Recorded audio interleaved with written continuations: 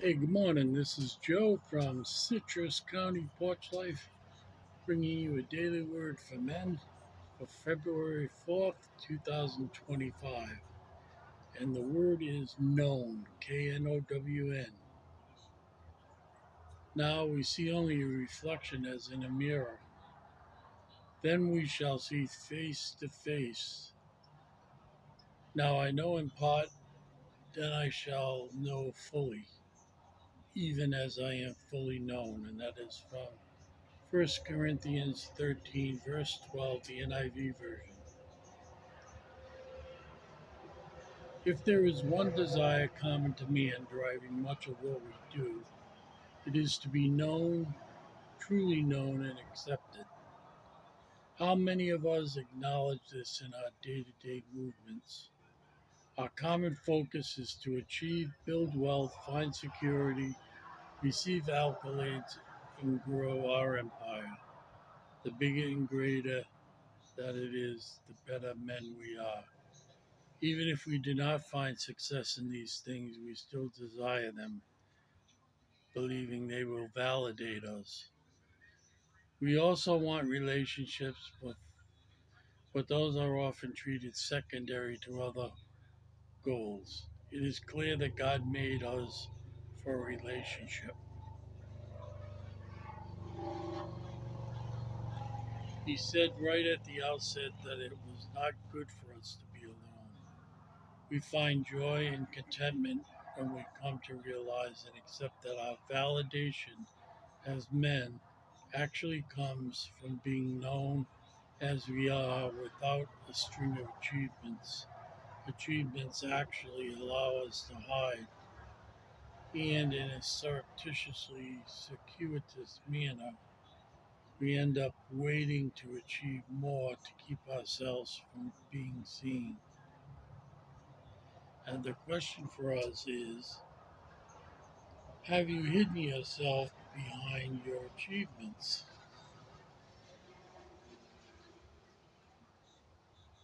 Well, I'm going to have a little swig of coffee.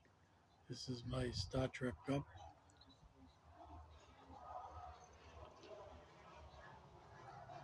Unfortunately, this was not a cheap one. I had to buy this,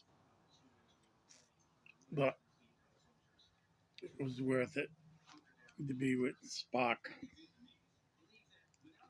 Have you hidden yourself behind your achievements?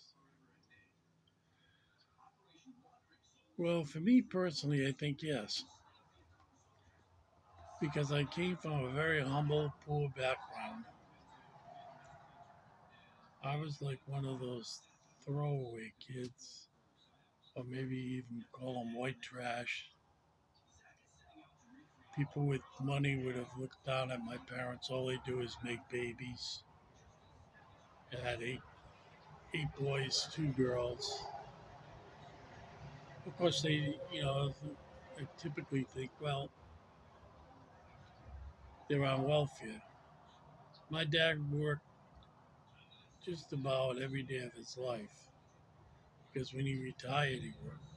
But he worked for U.S. Rubber before World War II, got drafted, kept his service time for the day of his draft till he got back, went back to work at Uniroyal. They changed the name from U.S. Rubber to Uniroyal, and worked there till he retired in 1976. So he worked there 40 years. He was like 17 or 18 when he got there, and that plant closed down. And they moved out of state. Well, all the time that he had kids, he supported them himself. He worked crazy hours to get the money, and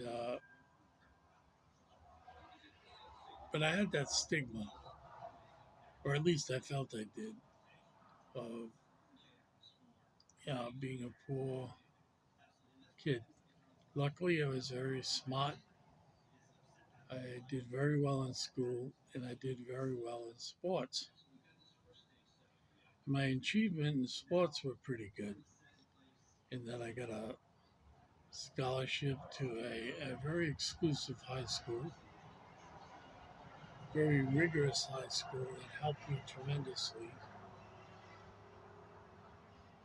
And from that went to college.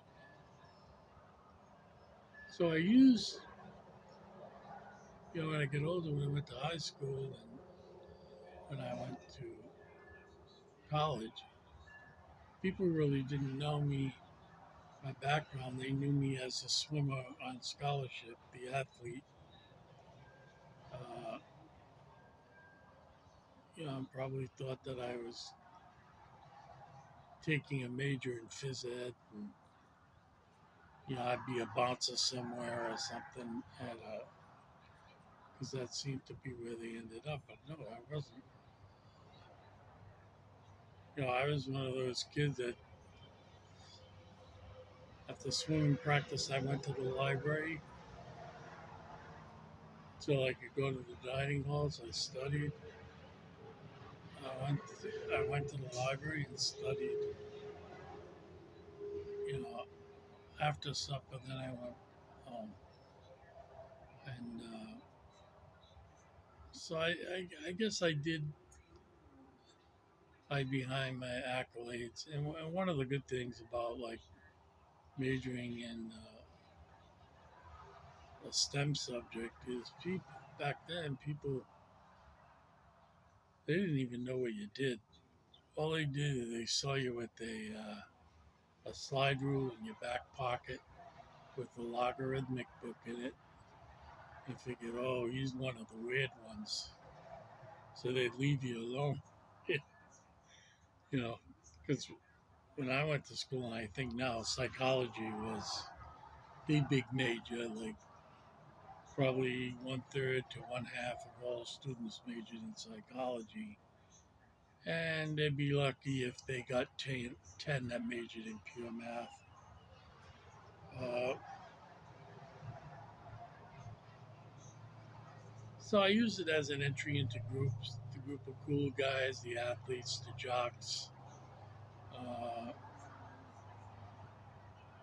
and that was it. When I started working, I worked away from most of the power bases because I worked 11 to 7 and there weren't any big bosses around. I was the big boss when I worked third shift at the banks that I worked at. Whenever anybody had a problem in any department, they had to come to me. And so I had limited contact with people who could really get to know me and see what my talents are. But that was fine with me. It was a dog eat dog world in the first shift. And I wasn't the only one that held that. There were, I knew all the people around me that worked third shift because we used to meet together in the morning at a bar Christie's in Cranston, Rhode Island. It kind of catered to the third shift crowd. You could get a pizza at 7:30 in the morning. It was like one of those bars. And everybody thought the same thing. I'm glad to be away from the power structure.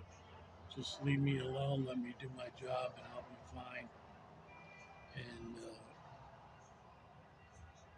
so, in that instance, I really wasn't looking for an entree into those groups.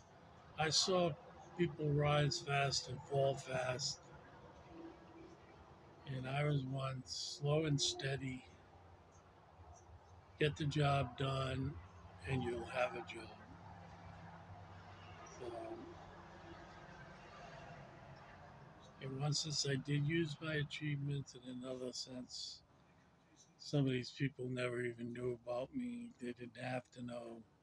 I wasn't trying to get into any particular group, and I left it at that. And I like the quote from Corinthians because I had to read a lot of Greek literature when I was in high school and college. It's kind of like the caves where you see someone's reflection, the fire in front of them, and you can see their reflection up on the wall. It's not distinct. Maybe you can tell it's a man, and that that was an interesting take on philosophy. So that's it for me today. God bless you all. Have a safe day, have a holy day, and see you tomorrow.